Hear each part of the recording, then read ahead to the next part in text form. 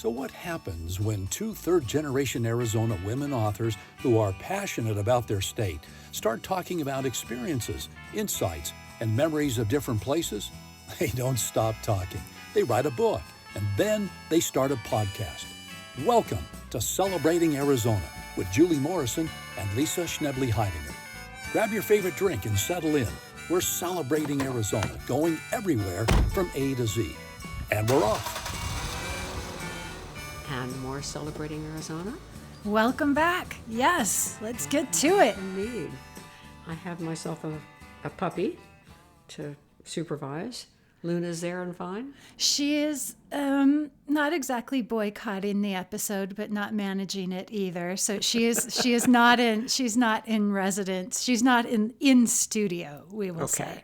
But yes. She's in residence and everything. Yes, she's around, and the world revolves around her as it should. As it should, absolutely. Yeah. Good.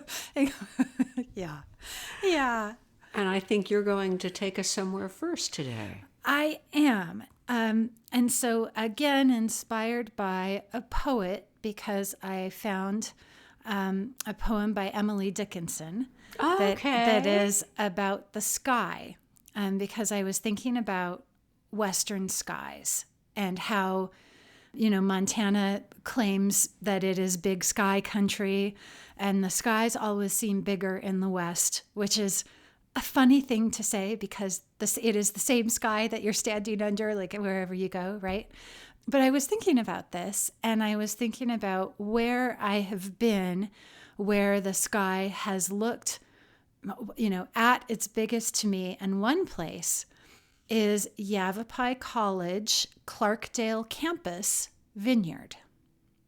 I don't think I've been there, although I've been to some vineyards in Clarkdale, but I don't believe that one. Yeah, so this is up on a hill, and so Mingus Mountain is behind you. We are in Clarkdale beyond downtown Cottonwood, and the vineyard is, sort of on the slant of a hill, as vineyards like to be. And I got to know this hillside because when I was ranching, I started researching the Arizona wine industry, and I had the incredible good fortune of getting connected with the Southwest Wine Center at Yavapai College. I didn't know they had one. Yes. Oh, yes. And they were just starting. They had already been teaching classes about how to grow grapes and make wine, and they didn't have their own vineyard or their own winery yet, but they have both now. And so this was when the program was still new, and it was the whole idea of wine actually in Arizona was new to me. And so I found this place and its people, and were able to learn lots about growers and growing and varietals. And I wanted to know if I could grow on some of our ranch land, and I could grow, but I couldn't keep it watered. Because our well didn't replenish at a high enough rate. And is that something that's mandated, or do vineyards just say this is how much water you need? It's not a code. It's not law. It's necessity. In the summer, you've got to be able to get water to your vines, and if you're not pumping at more than the rate of a garden hose, you're not going to get very far. Okay. So I had to abandon that particular project.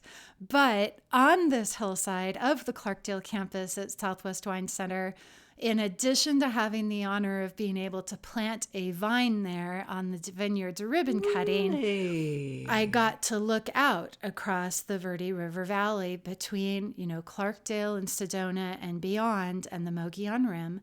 And it's just one of the most incredible stretches of sky I have ever seen. Oh. And I think the trick is sort of the mountain ranges, because you have Mingus behind you and the rim to the sides. And I think the sky looks its biggest stretched over horizons you can see. So, should you go there, by all means, learn about the wine and the winemaking and the vine growing, because it is wonderful. But also just take a couple seconds and look out across the valley, because not only the valley, but the sky itself is just incredible. And you know, when you say the mountain ranges, that brings back a shot from the Arizona Trail special that I did when I was working in Tucson at TV. And Dale Shewalter sang Mogollon Rim, and he said, picture it where the mountains are dancing with the desert. And I can see the shot with those veils of mountains and desert and, as you say, a ton of sky. Yeah. And that's it. I bet you're right. I bet her. And that's probably why cities are like, well, I'm surrounded by buildings, but I guess there's a sky somewhere. I mean, in New York City, certainly, I don't think of the sky. You can't see horizons. You can't see the big dome, right? You can look up. Yeah.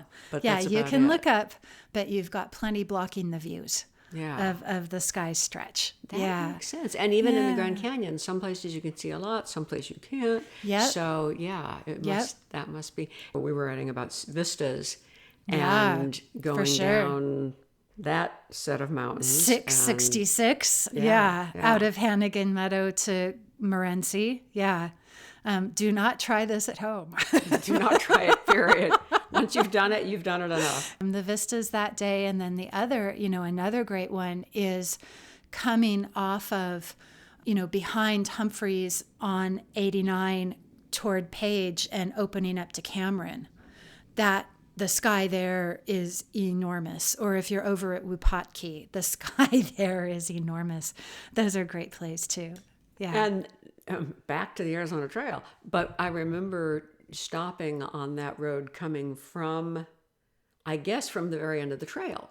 So we had hit Utah and we're heading back and down and getting a shot that I can still picture of the peaks and that sky. Oh, wow. So, yeah. I guess that one works in either direction. Yeah. Were you up like by the North Rim when you took that shot? We were on 89.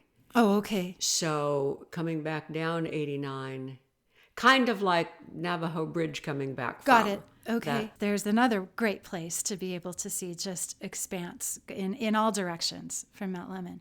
Now, Sky Islands, Safford, Mount Graham, Mount Lemmon, probably, what's the one that was named for some explorer? Are they all southern Arizona? Or yes. I think so, My too. understanding is yes. Yeah. Yeah. And I couldn't tell you which islands are in and which are out, but I know that Mount Lemmon is part of the archipelago, so to speak. So Well, I'm not sure. I mean, who gets to say? yeah, right. Is there a guru? Well, but I think it's something of an ecosystem designation. The idea is that would make these are such rare ecosystems that act like as islands, because if you drop beneath a certain altitude, what's in that ecosystem that high can't survive, which is what makes it, an island. So, And I think the first time we talked about it here was when you were talking about your friend at Kip Peak, right? on Mount Lemmon in the observatory. Okay. Yeah. Okay. Yep. Probably so. Yeah. Okay. And so we've managed to go all around the state, actually, just from Clarkdale.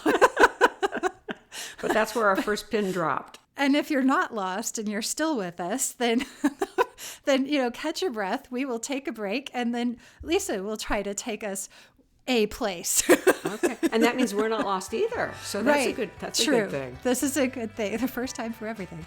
Yeah. Okay. Excellent. Breaking. I've been a lot of places in Arizona, and we'll see some new ones this year. We are the podcast partner of AC250, so as the nation turns 250, we will be sharing some of the highlights with you. One is the AZ250 Passport. I want to suggest you go somewhere you've always meant to go, and somewhere you've never thought about going. It's fun to try something unexpected. Search AZ250 Passport. It's that easy. And so here we are. We made it not only away, but back. and so, Lisa, where will you take us now? We're going to go north from most places in Arizona, and we're going to be on the Arizona Strip, which, as you and I know, is the country above the Grand Canyon. Mm-hmm. And we are going to Pipe Spring. and Pipe Spring National Monument. Okay. Did you and I do that for anything together? Okay. No, and I've not been there. Okay. Well, if you're going to Colorado City or a couple other places, there's not a lot up there, but anyway. Yeah. But I think I've been 2 or 3 times to Pipe Spring. And Pipe Spring is an interesting building and place rich in Mormon history and therefore Arizona history. And I found out because I checked, it became a national park in 1923. Oh, okay. The Pipe Spring. And only because I've been there do I know, oh yeah, what kind of pipe? Is it pipe like water pipe or pipe like smoking a pipe? And it turns out it's like smoking a pipe. Really? Mm-hmm. Okay. And the way it got that, it was Brigham Young's brother, Oh, William. okay. So in this particular location, the brother put his pipe on a rock and backed up 40 feet and nailed the bowl of the pipe. So they named it Pipe Spring. So in other words, as a target, he was able to hit his own little pipe at 40 feet. He must have been quite a shot. And so that's why it's called Pipe Spring. Where did the spring part come from? Oh, there's a spring there. Sorry. Ah, okay. I forgot to mention that, didn't I? There's a spring there. When he shot at the pipe, did he hit water and then we get a geyser and like whatever? Sorry, no. There's a spring. That's why they stopped there, because of the spring. Okay. And while they were there, he was showing off to whoever he was with. Okay. His acumen. And so then the early explorers decided to build a place that they could bring settlers. And eventually, because the first guy in charge of it was named Anson Windsor, not Windsor, but Winsor, Windsor, they called it Windsor Fort for him. And the building is, at least to me, fascinated, and obviously somebody in the Park Service agreed. It's an enclosed, they call it a fort, but it more than a family could live there. 2-story. Lot of gorgeous rock work, making these huge walls enclosing this place with basically a dirt courtyard inside this, so you could protect your people who were in there. And there's a huge gate on one end that you can bring in wagons and people, etc. And when you go in and there's this house, and it's on both sides of the fort, looking at each other, the 2 wings, looking across the dirt courtyard at each other. And the only place I've ever heard of anybody doing this besides here is Carolyn Warner, who was our superintendent for a while and ran for governor. When she and her husband were starting out in Oklahoma, you could buy a kit from Sears and dig a well. And they said, well, let's do it in our kitchen. And they did. And that and this are the only times I've heard of a well being in a house. And so here at Pipe Spring, which is where we are, it comes up in the kitchen, and then there's a little trough that runs through the rooms. The Paiute, who were living here before the Mormons from like 1 AD to 1200, so they had some time there. They called what became called Pipe Spring by Mormon settlers, to them was Dripping Rock.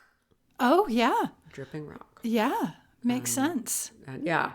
And they raised a lot of crops there. It's a really cool place, and it's furnished in like late 1800 furnishings, quilt frames, and the staff that works there kind of often stand in as people who live there. They have the period costumes, the bonnets, the flintlock, they and the guys putter around in the outbuildings, and sometimes they make bread, and so it's a neat place. And I remember taking the kids at least once, and probably more.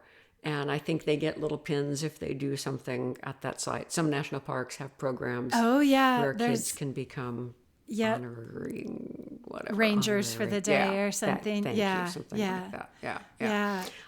And a small point to some, but I like it. The first telegraph operator in Arizona was at Pipe Spring. Oh my gosh! And she was Eliza Luella Stewart when she was 18, and she went on to marry, she and somebody else, Udall that settled at St. John. Wow. And so first she was our first telegraph operator, and Ida was the other Udall wife. Wow. And wow. And you can why see the that- telegraph operator would be there, that's interesting. It must have been on a stagecoach line or something. Or a wagon trail, something. The honeymoon trail, St. George in Utah down to all the little feeder communities in Arizona. So maybe it was a logical place to stop and send a message. I'm not really sure. Wow. I wasn't pressy enough to ask that question when I was there. but that's where the first telegraph was. Yeah, well, with water running past your feet in the house, like you might have been just a bit distracted. It's an interesting place, Yeah. And I also didn't know till I was researching for this, the Edmunds Act, which is a federal thing, made polygamy a federal crime. Do you know the year? Because I sure didn't. No. 1882. Oh, wow. And because they didn't want that anymore. And Edmunds Act, 1882. I wonder why it was then.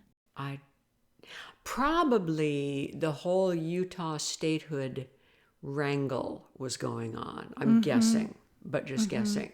And that was a big deal. And I don't remember the who of it, but somebody who built a house straddling the Arizona-Mexico border, so that, because Mormons had settled all the way down into Mexico, and at that point they could step into either country and be safe in the house. And wow, yeah, I the suppose. polygamy, yeah. Wow, interesting. Yeah, but that was not at Pipe Spring. That was at the southern border. But again, the history. And there we go again, all around the state. That's right, we can't stay from just one place. Just be somewhere. So back to Pipe Spring. Yes. And very, very worth a stop. And as you and I have talked about, some of Arizona's really cool places are more famous than others, and this one is one of the less famous. But it really is neat. Yeah. It's worth a stop. Yeah, interesting. Very interesting. And that topography, the land up there is just beautiful. That's Gorgeous. a beautiful place. Yeah. Yeah. Well, that's probably enough right now. So, but before we break, do you want to do a question? Sure. Let's do a question. Okay. All right. This is a shout out to a friend from high school, Emily Smith. And when I was visiting her and we were going to hike up to the Hollywood sign out in California, and right before the hike, I'd gone over for brunch, and she said, "Hey, you want to hike up the sign first?" And I said, "Sure." And then she said, "Or are you hungry?" And I said, "I'm a little peckish, but we don't need to have brunch, a handful of peanuts."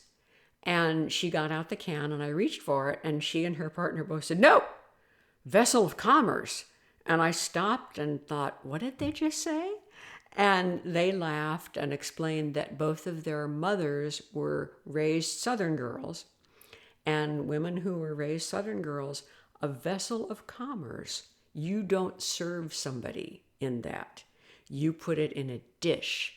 So I am drinking a little bottle out of its own little bottle. It's a vessel of commerce. And some people do that and some people don't. I tend to not want to wash dishes.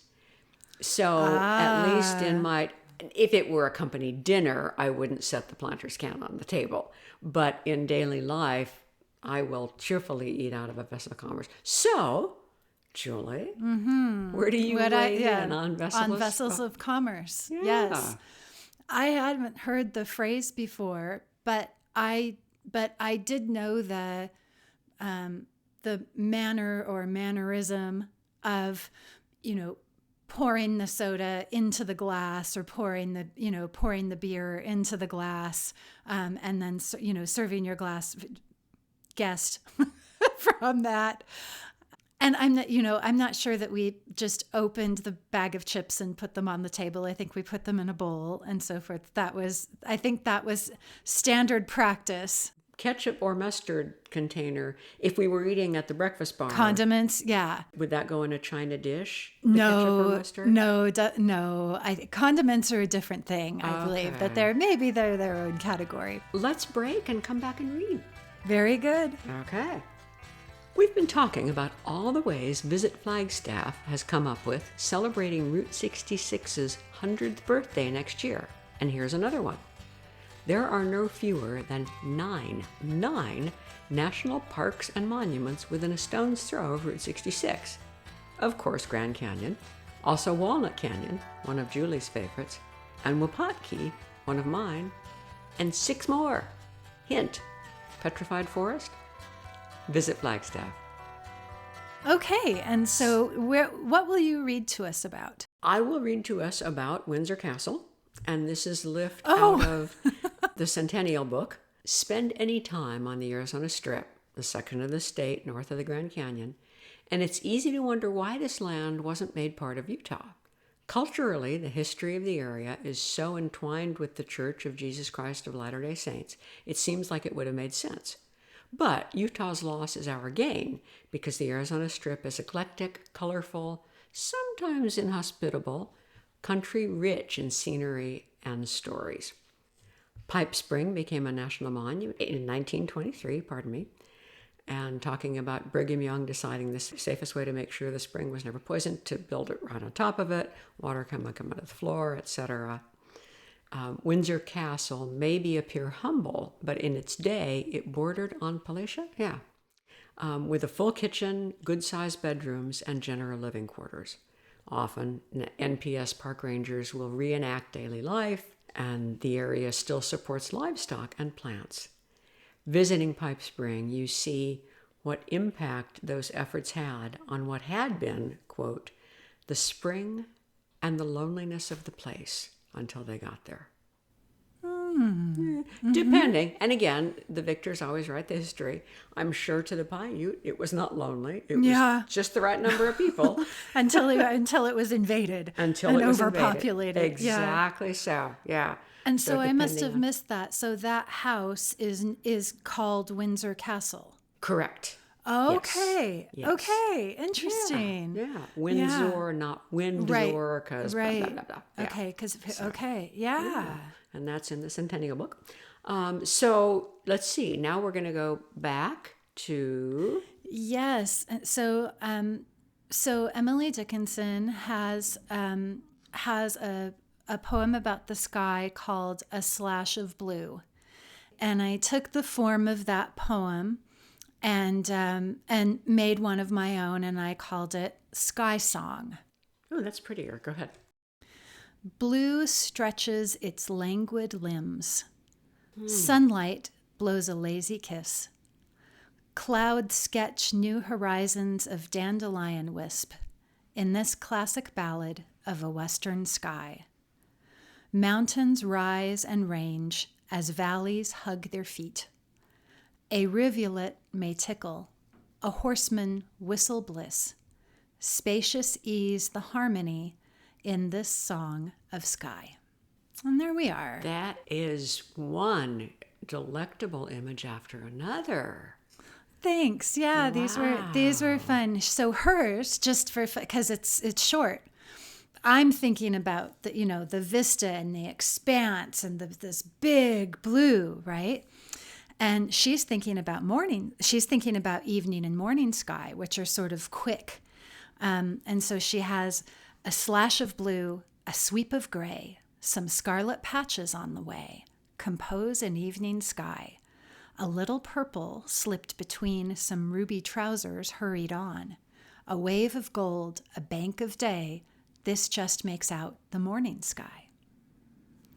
Nice image as well. I Aren't like they these better, wonderful? but those were But that was such a fun prompt because I took her rhyme scheme and the play with the imagery and that's again what poets do for fun. Well, I love your language. It was to me like you were dipping in a special sacred inkwell for those words. They were just gorgeous. Well, thanks. the Arizona and Western skies are. That's true. Yeah. And very quick, although people can see it on the website, our website, and on the podcast page when this comes up, the mug is probably the last mug Larry gave me. It's a National Park Geek mug. Nice. With the smoky hat and then the little glasses under that for the geek part. And, nice. It's commodious. It's a big. And I guess, now that would not be a vessel of commerce. It would be a vessel... for nonprofits. Yeah. Not I commerce. think that would be Vessel of nonprofit. It's the equivalent of a hat, as in past the. Or a hat with the logo on it. Maybe that would be a double image. Yeah. Wonderful. Yeah. Well, thank you as always. I hope everybody else had as much fun as I did. Yes, thank you for being with us, and we'll look forward to next time. Bye for now. We'd really like to hear from you about anything this show led you to think about. Write to us at celebratingaz.com. The wizard behind making a conversation into a podcast is Tom Heidinger. The music comes from Daniel Blatney. And I'm Dana Cooper.